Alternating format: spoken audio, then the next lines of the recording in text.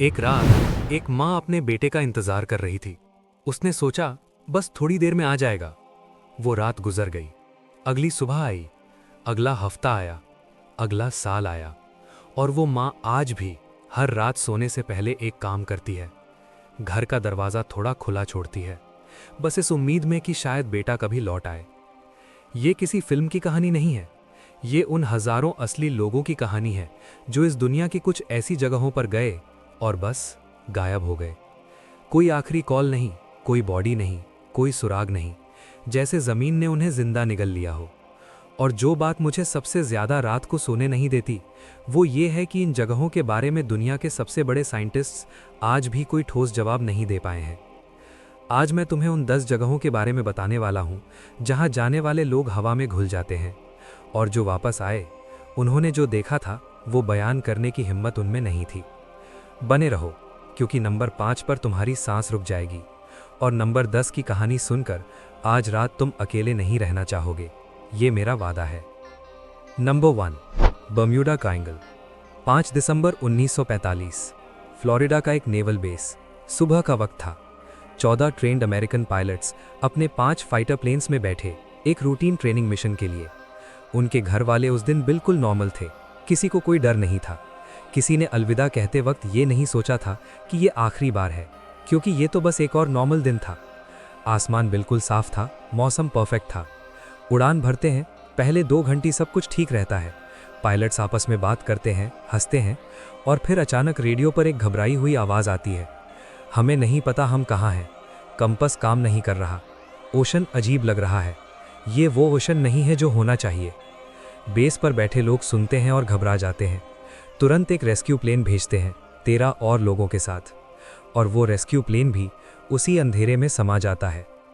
27 लोग एक ही दिन में अटलांटिक की गहराइयों में खो गए। उनकी फैमिलीज ने हफ्तों इंतजार किया, महीनों, कुछ तो सालों तक। एक पायलट की मां ने मरते दम तक अपने बेटे का नाम लिया। नेवी ने ऑफिशियली इसे कॉज अननोन लिखकर फाइल बंद कर दी। 80 साल बाद भी बर्म्यूडा ट्रायंगल का कोई ठोस जवाब नहीं है, और हर साल कोई ना कोई यहाँ जाता है और वापस नहीं आता। ये सिलसिला आज तक नहीं रुका है। Number 2, Aokigahara forest, Japan. Japan में एक जंगल है। बाहर से देखो तो बेहद खूबसूरत लगता है। घने पेड़, हरियाली, माउंट फूजी की ठंडी छाया। टूरिस्ट इसकी फोटोज लेते हैं, सोशल मीडिया पर डालते हैं, कैप्शंस लिखते हैं, पीसफुल, मैजिकल, सरियल। लेकिन जो लोग इसके अंदर गए हैं, उनकी जुबान से कभी ये शब्द नहीं निकले। जैसे ही तुम इस जंगल के अंदर कदम रखते हो, कुछ बदल जाता है। सारी आवाजें बंद हो जाती हैं, जैसे किसी ने वॉल्यूम ऑफ कर दी हो। पक्षी नहीं बोलते, हवा नहीं चलती, फोन का सिग्नल जाता है, कंपस उल्टा घूमने लगता है, और तुम्हें एक अजीब सी बेचैनी होने लगती है, जैसे कोई तुम्हारे पीछे खड़ा हो। तुम मुड़ते हो, कोई नहीं होता, लेकिन वो फीलिंग जाती नहीं। ये है आओकीगाहारा, जिसे लोकल्स सी ऑफ ट्रीज कहते हैं, और जिसे जापानीज अथॉरिटीज वो जगह जिसके बारे में बात नहीं करते कहते हैं। हर साल यहाँ दर्जनों लोग लापता होते हैं। पार्क रेंजर्स ने रास्ता दिखाने के लिए पेड़ों पर रोप बांधी है ताकि लोग वापस निकल सकें, लेकिन कुछ रोप्स के आखिर में जो मिला वो चीज़ थी जिसे देखकर रेंजर्स खुद कई रातों तक सो नहीं पाए। एक सीनियर रेंजर ने एक बार इंटरव्यू में कहा था, मैंने 20 साल यहाँ काम किया है, मैं तुम्हें बता सकता हूँ कि ये जंगल लोगों को खींचता है, लेकिन कैसे, ये मैं आज भी नहीं जानता, और शायद कोई कभी नहीं जान पाएगा। Number 3, superstition mountains, Arizona. इंसान हमेशा से खजाने का दीवाना रहा है, और इसी दीवानगी ने सैकड़ों लोगों को एरिज़ोना के सुपरस्टिशन माउंटेन्स तक खींच लाया। यहाँ कहीं छुपा है एक अनगिनत सोने का खजाना, जिसे लोग लॉस्ट डचमन्स गोल्ड माइन कहते हैं। ये खजाना एक जर्मन माइनर जेकब वॉल्स ने 1800s में खोजा था। उसने मरते वक्त सिर्फ इतना कहा, वो जगह उन पहाड़ों में है, और फिर वो चला गया और अपने साथ ले गया वो सीक्रेट जिसे पाने के लिए आज भी लोग अपनी जान दे रहे हैं। 1931 की बात है। अडोल्फ रूथ, एक 66 साल का आदमी, अकेला इन पहाड़ों में गया। उसके दोस्तों ने रोका, परिवार ने रोका, सब ने कहा इन पहाड़ों में अकेले मत जाओ। उसने नहीं सुना। उसकी आंखों में खजाने का सपना था। 6 महीने बाद सर्च पार्टी को उसकी स्कल मिली। सिर्फ स्कल, बाकी जिस्म का कोई निशान नहीं था। और उसकी पॉकेट में एक फोल्डेड नोट मिला जिस पर लिखा था वेनी विडी विची। मैं आया, मैंने देखा, मैंने जीत लिया। उसने जीता क्या और हारा क्या, ये सोचकर आज भी दिल भारी हो जाता है। अपाचे ट्राइब के बुजुर्ग सदियों से कहते आए हैं, इन पहाड़ों में एक गार्डियन है, एक शक्ति जो इस खजाने की रखवाली करती है। जो लालच लेकर आता है वो कभी वापस नहीं जाता। साइंस इसे डिसमिस करता है, लेकिन जब तुम ये जानते हो कि रूथ जैसे डजन्स लोग यहाँ गायब हो चुके हैं, तो साइंस का जवाब खोखला लगने लगता है। कुछ रहस्य इंसानी समझ से परे होते हैं। Number 4, Michigan triangle, USA.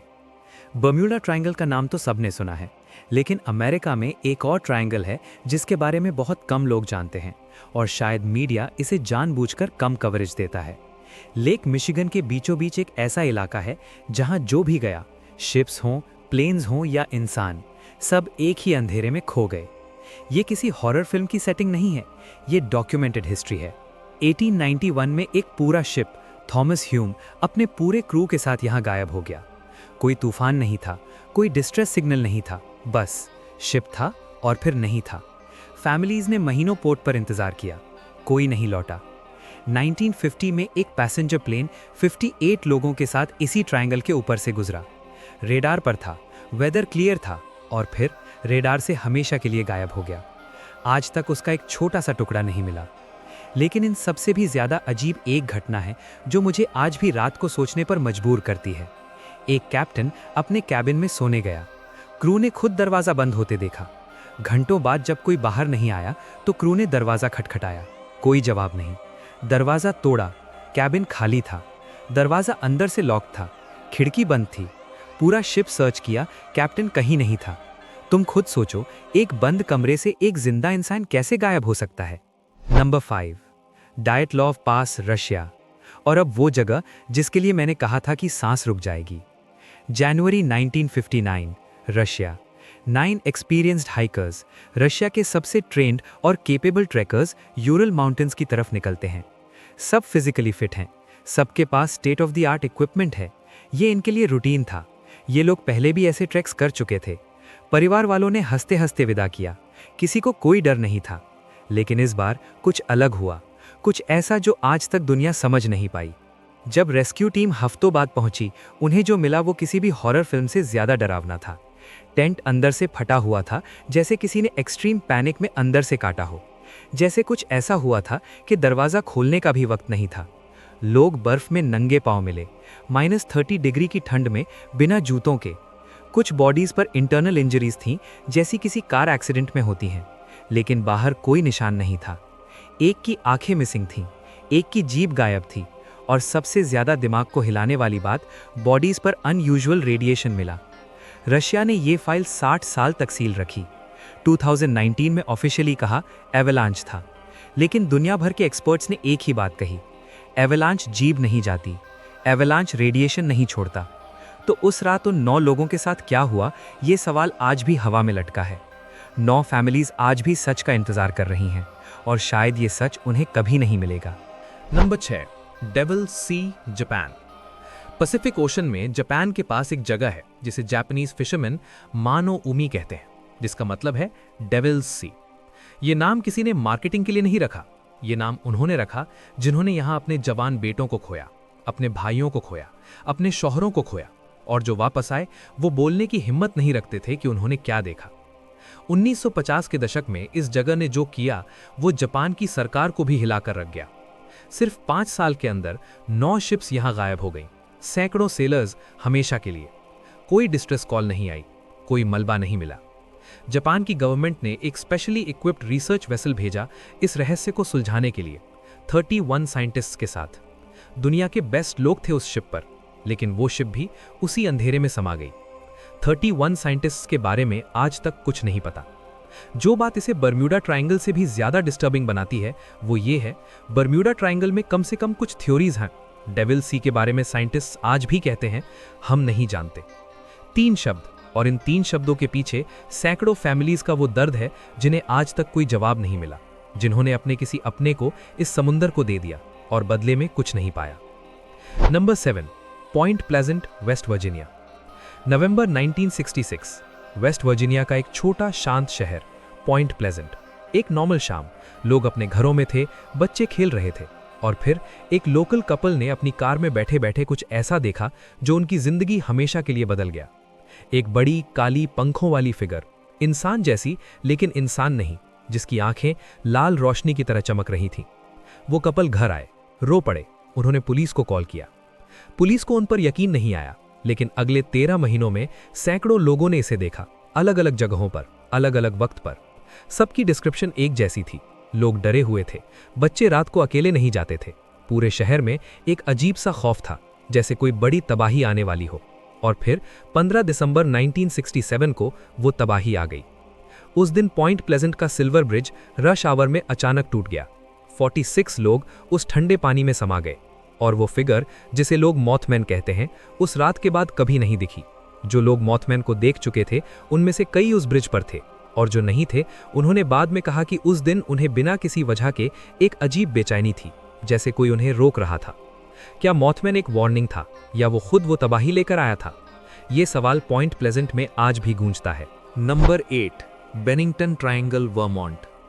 1945 से 1950 के बीच सिर्फ 5 साल वर्मोंट के ग्लास्टनबरी माउंटेन के आसपास 5 लोग गायब हो गए, अलग अलग समय पर, अलग अलग तरीकों से, अलग अलग लोग। इनमें एक एक्सपीरियंस्ड हंटर था, एक 18 साल की कॉलेज स्टूडेंट थी, एक 74 साल का बुजुर्ग था, एक 8 साल का बच्चा था, और एक 53 साल की महिला थी। इनमें कोई एक जैसा नहीं था, लेकिन एक चीज कॉमन थी, सब इसी पहाड़ के आसपास गायब हुए। पॉला वेल्डन की कहानी मुझे सबसे ज्यादा तकलीफ देती है। 18 साल की थी, कॉलेज स्टूडेंट, एक संडे को हाइकिंग के लिए निकली, अकेली। एक कपल ने उसे पहाड़ी रास्ते पर देखा, वो उससे कुछ दूरी पर चल रहे थे। पॉला एक बैंड के पीछे गई, उस कपल ने कुछ सेकंड्स बाद उस बैंड को पार किया। पॉला वहां नहीं थी, खुला मैदान था, छुपने की कोई जगह नहीं थी, कोई साइड पाथ नहीं था, लेकिन पॉला बस नहीं थी, जैसे हवा ने उसे पी लिया हो। नेटिव अमेरिकन्स इस पहाड़ पर कभी नहीं जाते थे। उनका मानना था ये जमीन जर्जू बांधन, शापित है, एक ऐसी जगह जहां 2 वर्ल्ड्स मिलती हैं, और जो उस क्रॉसिंग पॉइंट पर पहुंच जाए वो वापस नहीं आता। FBI ने इन्वेस्टिगेशन की, स्टेट पुलिस ने इन्वेस्टिगेशन की, कोई सुराग नहीं मिला। पॉला के माँ बाप जिंदगी भर उसे ढूंढते रहे, आज भी उसका कोई पता नहीं है। Number 9, Bridgewater triangle, Massachusetts.